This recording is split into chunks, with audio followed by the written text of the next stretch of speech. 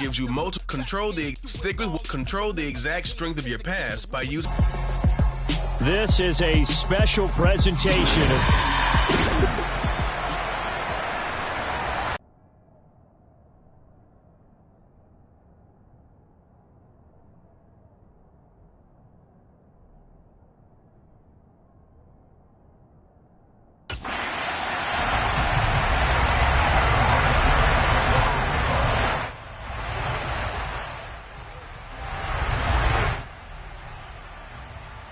the Coliseum back to its original 70s glory. So it's the NFC stars who will get the ball first. And Charles, as we alluded to, we've got a different era of coach on each sideline. So the man coaching this NFC squad, we'll call him Young John Madden.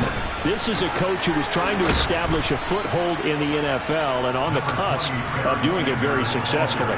Yeah, you think back to that period, those early days as the coach of the Raiders, the late 60s in the AFL, and then in the NFL in the early 70s. Coach was a guy who was ahead of his time. The Raiders were one of the first teams to have mini camps, one of the first to film practice, because he wanted to practice coaching as much as he could. And his teams, they were successful right from the start of his head coaching tenure.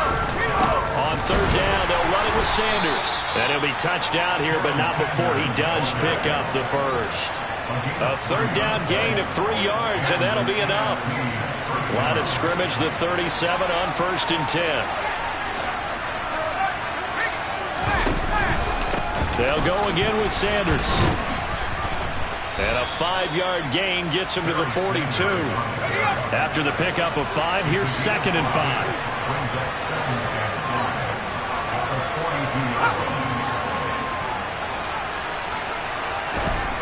Now Favre. Getting this into the hands of Eric Dickerson. So as we mentioned at the top, let's take you through the life of John Madden. And, you know, it's very fitting that we're here back in the Bay Area, not just because John's so associated with Raider football, but also because this was where he spent his formative years. Daly City with his buddy John Robinson, who will also become an NFL head coach. He played his high school ball at Jefferson High, eventually wound up playing tackle at the University of Oregon, and later Cal Poly San Luis Obispo. Played well enough that in 1958, he was a 21st round draft pick of the Philadelphia Eagles. That's right, the draft had 30 rounds then. Charles, you mentioned Coach was a 21st round draft pick back in 1958. Was the Philadelphia Eagles who selected him. But unfortunately for John, knee problems, they just continued to dog him. He was hurt in his first training camp. Actually never saw the field as a player in the NFL. But it was still during his time with the Eagles, you and I were talking about this before going on air, that you could start to see the light bulb going on for what his career path might entail. And it went on in a big way, didn't it? Because while he was rehabbing his knee, he started to spend a lot of time breaking down film with the Eagles with quarterback Norm Van Brocklin, the future Hall of Famer and future head coach in the NFL. Remember, Van Brocklin coached with the Falcons, he coached with the Vikings. And there, during that time, the NFC with the football here to begin the second quarter. As 2nd and 10 after the incompletion on 1st down. Throwing is Favre. He's going to drop this down to Sanders. He'll be stopped at the 35, but not before he picks up 7 yards.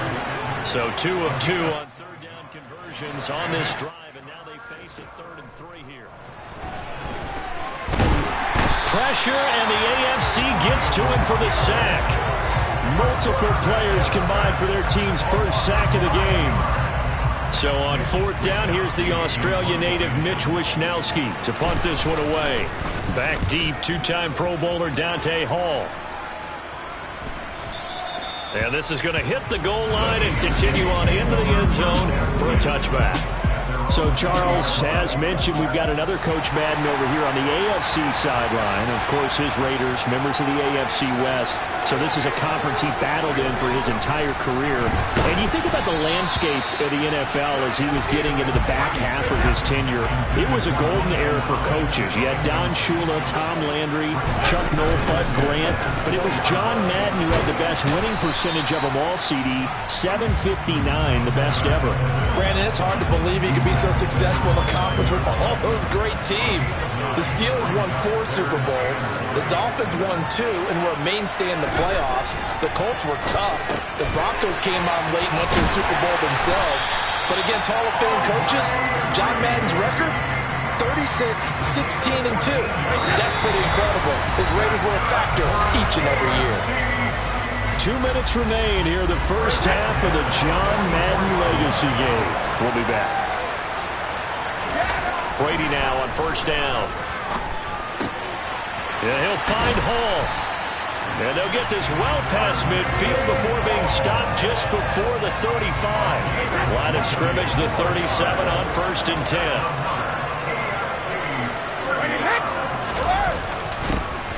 Now Allen.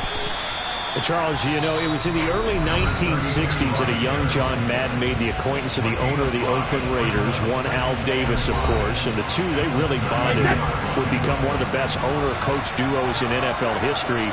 And to take it a step further, Al Davis became someone who John referred to as his best friend. Yeah, 1967, Brandon, Al Davis hired Coach Madden to be a linebackers coach. Remember, this was still the AFL at that point. We had not merged totally with the NFL. And Coach Madden, he paid dividends almost immediately. Helped the Raiders win the AFL title in 1968. And that meant a date for the Green Bay Packers in what was now known as Super Bowl II. But by 1969, at the age of 32, just 32, Brandon, John Madden assumed the mantle of head coach of the Oakland Raiders. And what a ride he, the Raiders, and the NFL were about to go on. He'll wind up getting 9 after tucking it and running, so it'll leave him with 2nd and a yard. On play action, now Brady.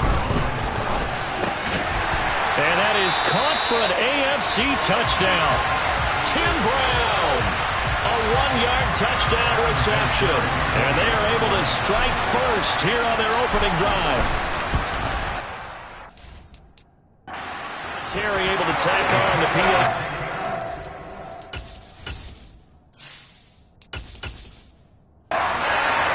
The score 7-0.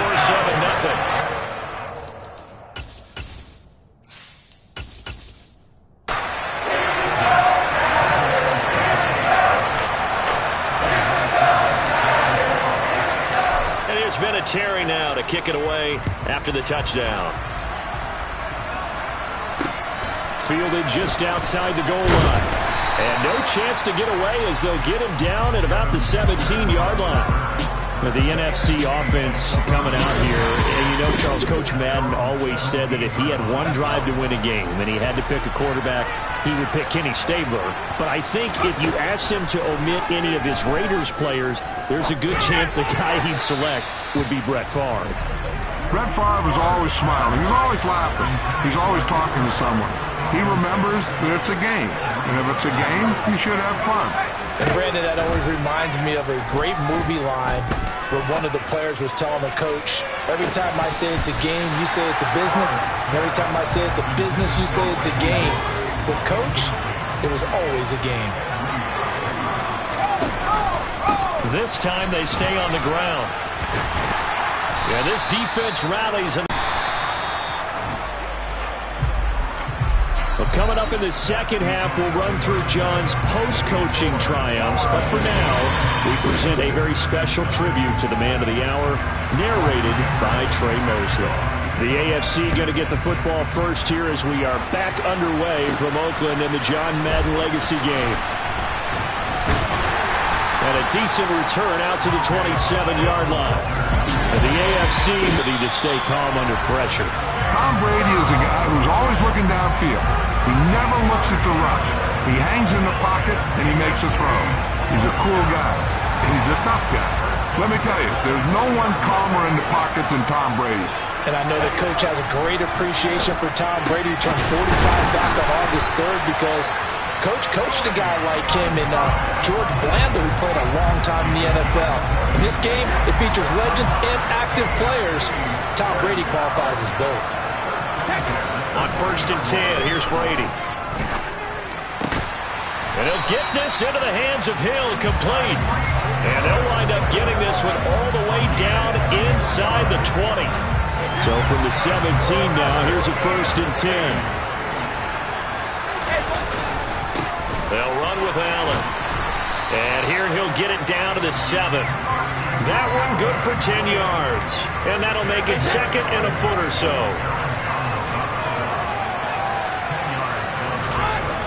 Brady going to throw. All in all, no gain on the play, and it'll bring up 3rd. He certainly did his best to find something on that run, but there just wasn't enough time to make it happen. Nice effort there, avoiding the sack and getting back to the line of scrimmage. That one certainly could have ended. Blitz coming, and down he goes. Give the sack to Lawrence Taylor. Probably a little bit of a surprise call there on 3rd and inches that they decided to throw the football. And how difficult is that for an offensive line when they look up and see all those extra bodies coming at them? Tons of bodies coming in. They get a huge sack there. And they picked up right where they left off in the first half. First drive after the break, they come away with 3 and increase that lead. Yeah, and you just want to keep building on that lead, don't you? Whether it's 6 points or 3 points, take everything you can get. Keep maneuvering, keep adding to it, keep making it difficult for them to come back. Take it in at the 3. And good coverage there on special teams as they'll get him down shy of the 20. The NFC heading back out. Hall of Famer Randy Moss, a part of this offense. And Coach Madden, boy, he always appreciated the ferociousness with which number 84 attacked the football in the air. As Randy Moss says, just chunk it up there, dog, and I'll go get it. And, Coach, boy, did he ever go get it. Over 15,000 receiving yards, 156. Great body control. No one's ever done it better playing the ball in the air.